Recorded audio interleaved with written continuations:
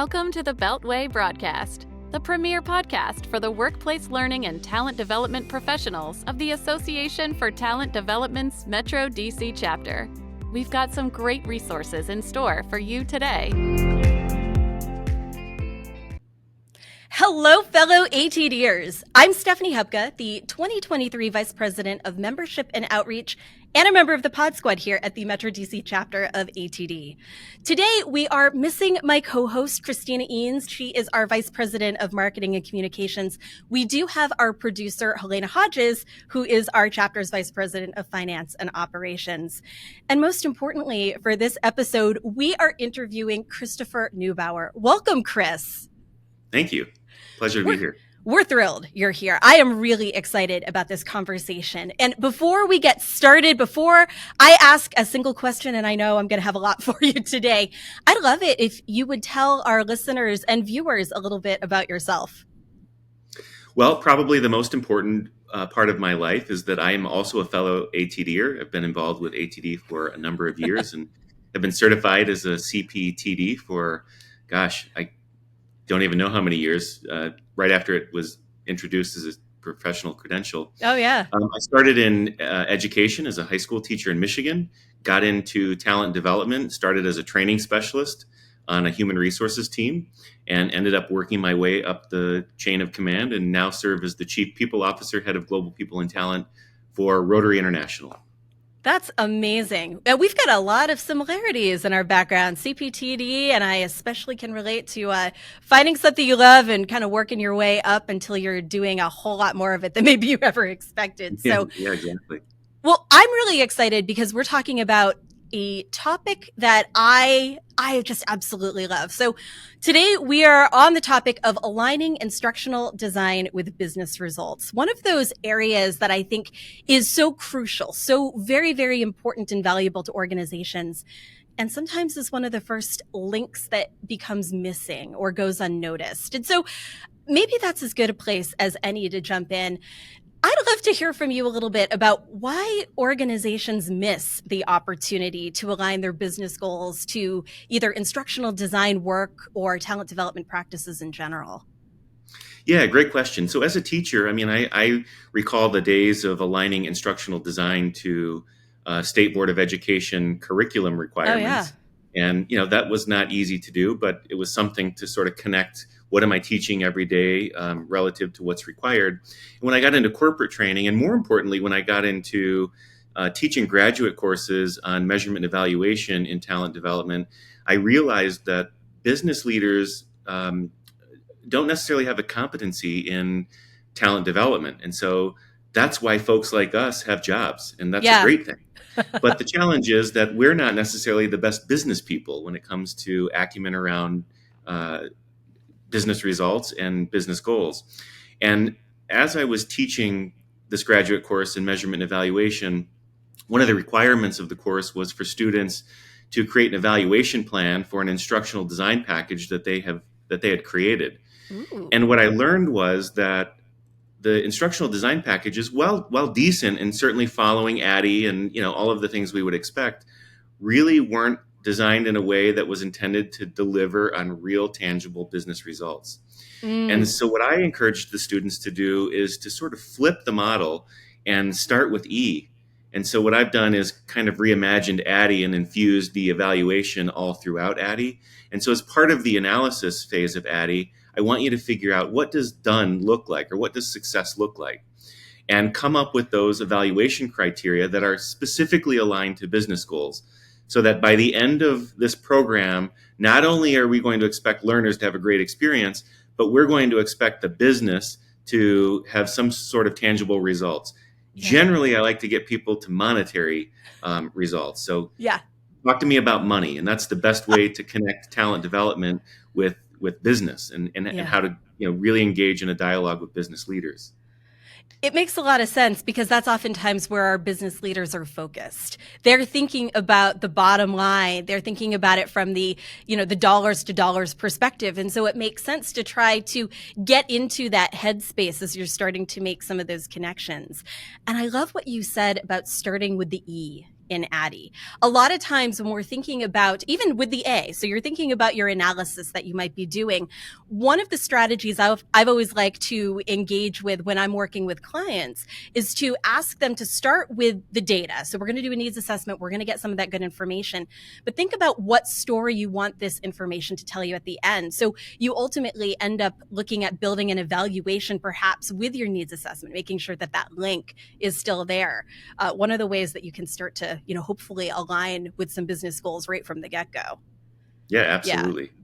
Yeah. So in my helps. book with the same title, Aligning Instructional Design with Business Goals, there's a whole chapter dedicated to reimagining ADDIE.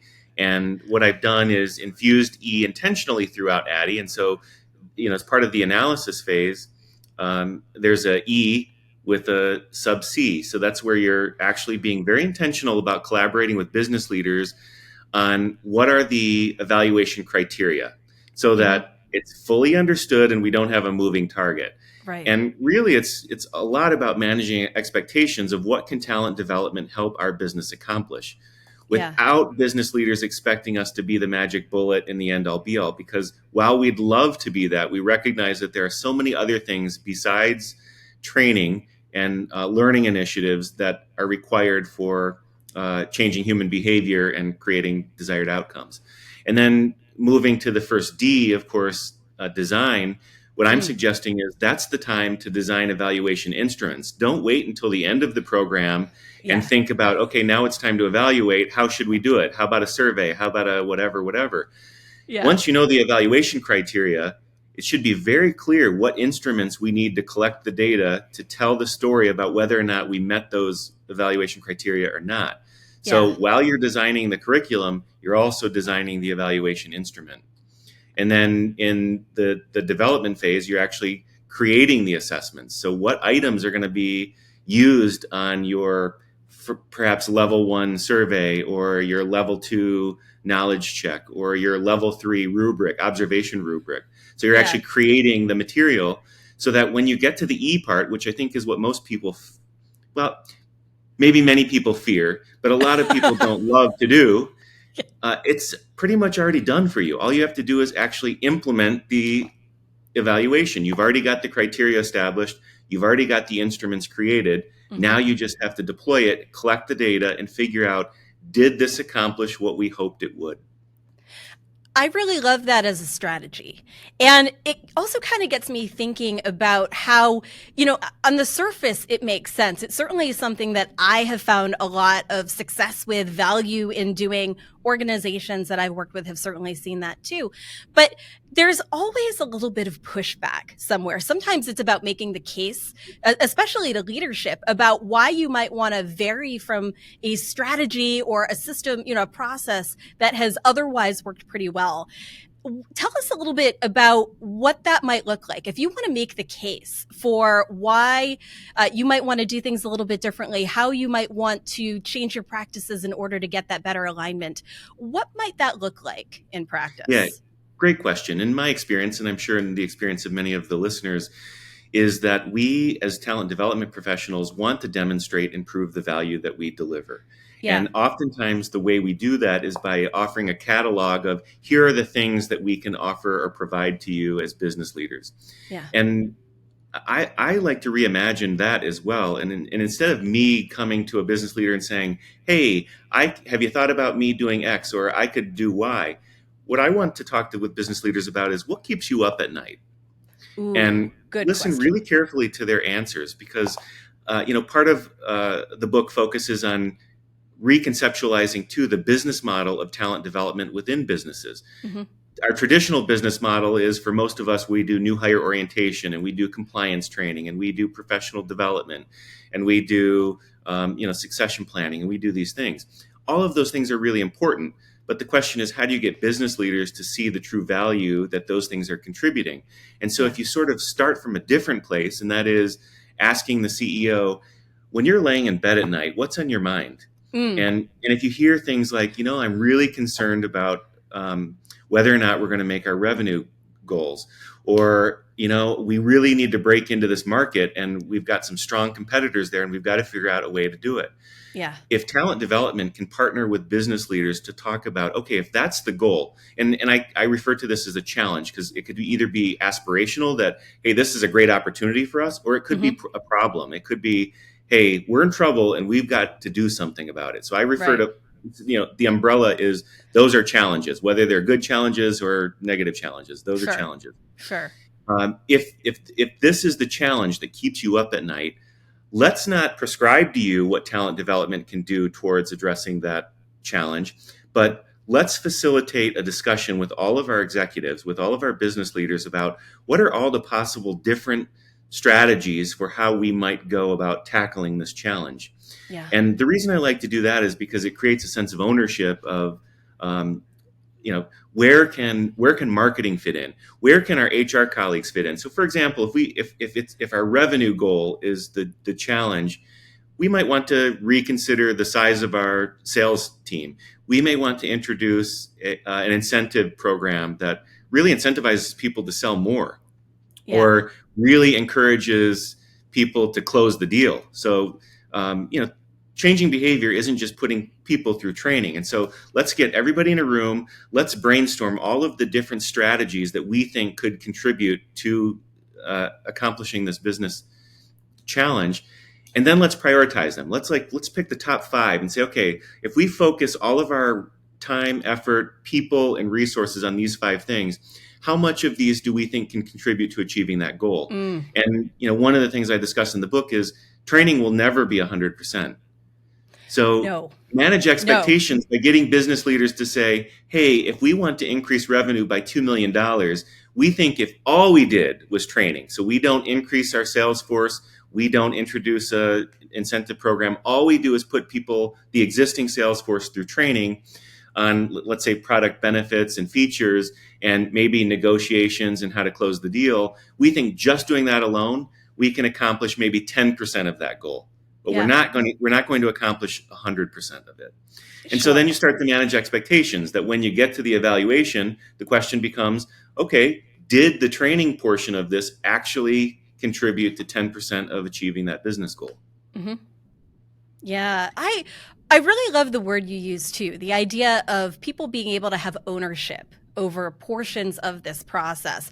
I think one spot, especially within talent development, and I'm certainly thinking about our instructional designers, certainly people who might be delivering training, you can sometimes feel as if you have been given an assignment. We have this common perception that there are order takers. And a lot of us have experienced what it's like to take those orders. We've got a new initiative. We have a new goal. We need training. Here's what we are requesting of you. Now just go do it.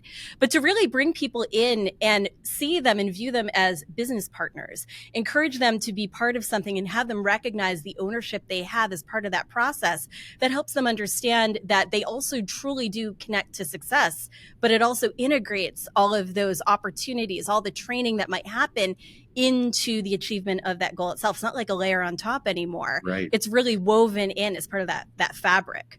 Yeah. And, in many ways, throughout our life, we've been programmed to be consumers. And so that inherently means that we're accustomed to order taking. When we go into a restaurant, we tell someone, this is what I want.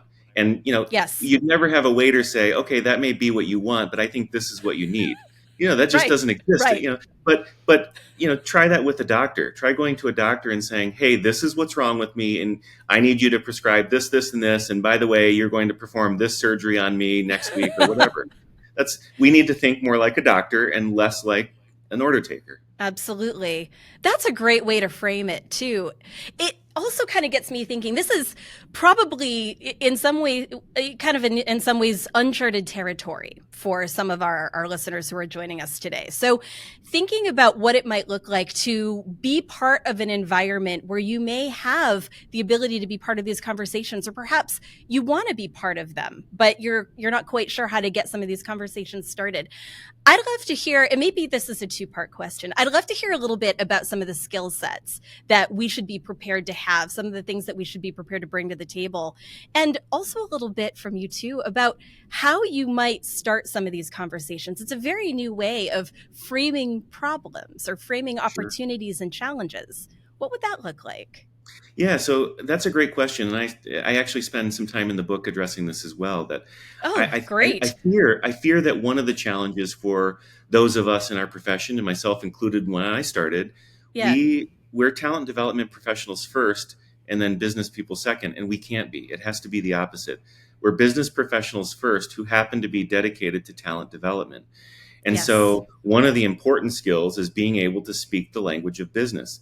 And Yeah. that's not necessarily innate or comfortable for us because we're people. We want to make sure that we're helping people develop and grow, and we like to watch that happen. Yeah. And we're not necessarily as focused on the bottom line as what we perceive our business partners to be. But if we're not focused on the bottom line, we can't possibly have the resources and the staffing we need to be able to do the things that we care about, Yeah. which is making people feel psychologically safe and feeling valued and getting professional development opportunities and all of those kinds of very important talent development initiatives. Yeah. So I really think we need to focus not just on instructional design and not especially not just focusing on our own lexicon, because I promise you, I haven't met a business leader yet who cares about ADDIE or terminal objectives or any of the fancy jargon that we like to use, Yeah. which is great. We should have our own language. That's a characteristic of a profession.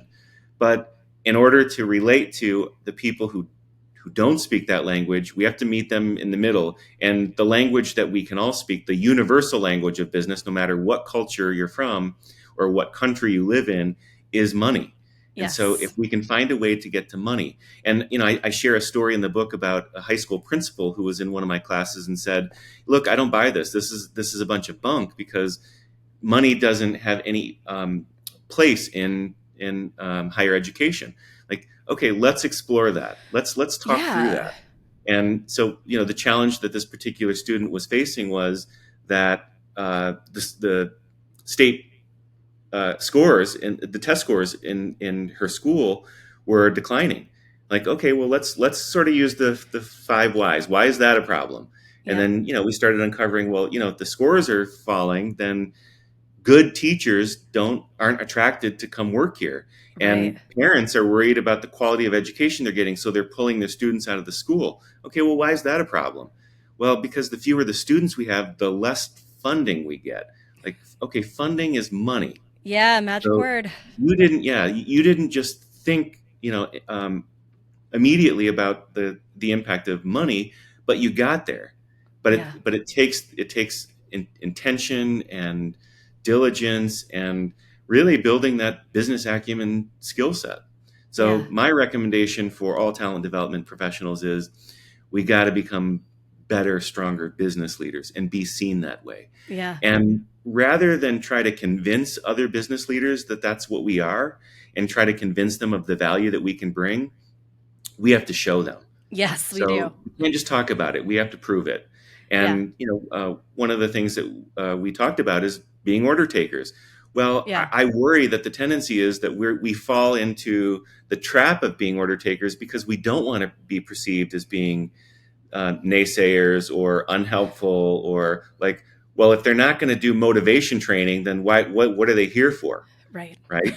Yeah. So rather than take the order, say, okay, I appreciate you've come to me because you recognize there's some sort of problem or need. Hmm. Let's talk through that. What about that Yeah. is keeping you up at night? Okay, what's the impact of that? And work with the business leader to jointly discover the impact from a financial perspective. Even things like turnover. I hear this often. This is a problem because it's turnover. Okay, well, turnover itself is not the problem. The Yeah. problem that occurs as a result of turnover is the loss of knowledge that you have on the staff because that's walking out the door, and so you either have to backfill with more people or you have to bring on temporary contingent workers to do some work. The cost of replacing people is tremendous. Yeah. It all comes down to a financial impact. And so that's why I say you got to be able to speak the language of money. And I know there will be talent development colleagues that will resist that, but I don't see any other way around it. I think it's a very fair assessment. And I think to your point too, it is possible to have both. You can still be very human focused, very, Absolutely. you don't have to lose any of your passion in order to also integrate in that business focus. In fact, it may make it easier for you eventually to get to your goal, which might be develop the best training possible, make the greatest impact possible. But through working with an organization and making sure that your work is in full alignment with the business goals, that does give you that opportunity to perhaps strengthen your position. Some of it, yeah, it sounds to me like a matter of perspective, but also a great opportunity for us, as practitioners, just an incredible opportunity. Yeah, absolutely. And Yeah. it's an opportunity that I would hate to see people miss because they're not trying these new things. And Yeah. some of the things that I talk about in my book may be controversial for some folks because it's different and it's not what we're used to. But all I'm asking is for people to give it a chance, see if it works. And we always appreciate the opportunity to challenge ourselves. A lot of us in this field are here because of that growth mindset. So I'm really excited about it. But before we wrap up and before we get to those final 3 questions we love to ask at the end of episodes, you've mentioned your book. I'd love for you to tell us a little bit more about the book, what it is, where we can find it. Yeah, so Yeah. I appreciate that question. And as I mentioned, I was teaching graduate courses at a university in Chicago. And what I learned was, well, as I mentioned, my course, my primary course was measurement and evaluation, and it came at the end of the program, which Yeah. incidentally is no huge surprise, right? Considering that the E comes at the end of ADDIE. And when you Sure. look at the curriculum of the graduate program, that's sort of how it was structured. They Of started course. with needs assessments, then they went into instructional design, then they focused on facilitation, and then, Yep. hey, before you graduate, you better take this course in measurement and Yeah. evaluation. And really, what I watched my students struggle with was how much better could we have done in terms of conducting needs analyses? How much better could we have done in terms of designing and developing curriculum if we had had evaluation first? And Right. so that was really the impetus and inspiration for me to start speaking about this at ATD conferences. Yeah. And so I did that at the International Conference and Exposition. And some ATD staffers happened to be in the room. And at some point, someone reached out to me and said, "Hey, look, we get this question all the time about business alignment. We think there's a book here. And maybe you'd be interested in writing it." And this was, slightly before the pandemic hit, and I was quite busy. And I work a full-time job and responsible for a lot of stuff. And I was teaching 2 graduate classes and serve as a chairman of a board of a global not-for-profit organization. And I have a lot going on. So writing a book was not in my cards at the moment. But then the pandemic hit, and the world went to work at home. And I thought, okay, well, if I'm not going to be traveling as much or engaged in as many social things like presenting at conferences, maybe I'll sit down in front of my laptop and start taking a stab at this book. And I did. And writing a book is quite a quite a quite a job, if I can say so. Yeah. And but at the end of the day, I'm so thrilled that ATD identified a need for the book and that they trusted me with writing it and are, giving me the opportunity to share my experiences coming from high school to entry-level practitioner and talent development all the way up to leading global talent development for Rotary. And so I'm really excited to share everything that I've learned and hope that people will actually put some of this stuff into practice, because that's my goal. I want to make sure that people are able to replicate but customize. So it's not prescriptive. I do share an 8-step framework for here's how I think you might go about doing this successfully in your organization, but recognizing that every organization is different, every culture is different, the leadership team is different, relationship dynamics are different. So take these, tweak them, customize them, put them to work in your business, and then I can't wait to hear about how it's working out for you. And maybe, just maybe, that will be a second edition. That's an amazing story of how your book came together. I'm excited to read it. I agree with you. I think this is such a critical topic for all of us, no matter where you happen to be in the profession. I am thrilled that you are helping to advance how we conceptualize it, how we talk about it, and how we actually put it into practice in the industry. So I'm really grateful that you especially were here to share all of these great thoughts with us today. But I'm even more grateful that we still have 3 more questions for you. So at the end of each one of our episodes, we like to wrap up with what we call rapid fire. 3 questions. Each one should take no more than about 60 seconds or so to answer. Do you think you've got just a little bit more in you to answer 3 last questions? I'm willing to try. Willing to try, we will take. Absolutely. All right. Well, first question that we've got for you today. Give us one book that everyone must read and why. Oh, well, I talked about one, but I'll give you one of my personal favorites that I had nothing to do with. Yeah. Some of the listeners may be familiar with a really phenomenal person named Brene Brown, who wrote a book called Rise Strong. And to me, that's just, a life changer. And, learning the phrase, the story I'm telling myself, really is a way to reframe things and find comfort in things that may otherwise be uncomfortable. So I would have to pick Rise Strong.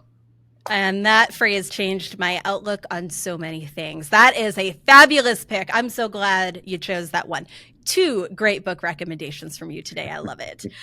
Second question for you. What is one tool that you can't live without? And you can define that in any way you'd like. Oh, one tool. Yeah. Well, I'm inclined to immediately just respond my pizza oven, but probably You what's can more do true. Well, probably what's more true than that is my phone, and specifically the Notes app on my phone. Yeah. That's a really good choice. Although I would love to hear more about the pizza oven, since that has been a recent interest of mine as well. Good. Well, I'll give you a little a sneak preview. The pizza oven makes an Easter egg appearance in the book. Well, now you've given all of us a reason to, as if we needed one more reason. You've given us one more reason to go check it out. I'm excited about this. I'm very excited about this. All right. Last question of the day, I promise. What is the best piece of advice you've ever been given? Oh, boy. Well, I attribute my success greatly to a lot of pieces of advice that I've been given by a number of people, but probably the one thing that stands out to me and has been most impactful to me in every facet of life, professionally and personally, is don't hold on to beliefs that are not or cannot be true, because that causes suffering. Oh, that's a good one. And the thing I love about that piece of advice is it really resonates and relates back to Brene Brown's The Story I'm Telling Myself.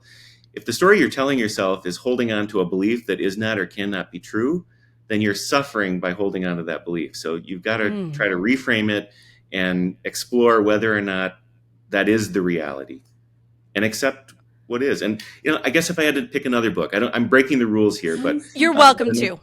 But another book that I would say is, it's called Loving What Is by Byron Katie. Phenomenal book. Oh, and one I have not read. Ooh, a new recommendation. Okay. This has been an incredibly informative half hour or so with you today. I feel like I am taking away so many great ideas, book recommendations certainly, but also just some really great thoughts to really mull over and start to integrate into my own practice. I have no doubt that that is true for everyone who's joined us today. Chris, thank you so much for being here. Thank you so much for sharing some really important wisdom with all of us. This has been fun. It's my pleasure, Stephanie. Thanks for having me here. And I appreciate all of the work that your chapter is doing, and proud to be a member of ATD with you. It's an incredible organization and a phenomenal group of members. I mean, across the world these days. So I am right there with you. And of course, many thanks to all of you in our community for joining us and for listening today. And before you go, we have a message from our producer, Halyna Hodges. Do you need consultant services? The Metro DC chapter of ATD has many talented members. Go to dcatd.org and check out our consultants directory. under the Resources menu option. Follow the Metro DC chapter of ATD on LinkedIn today.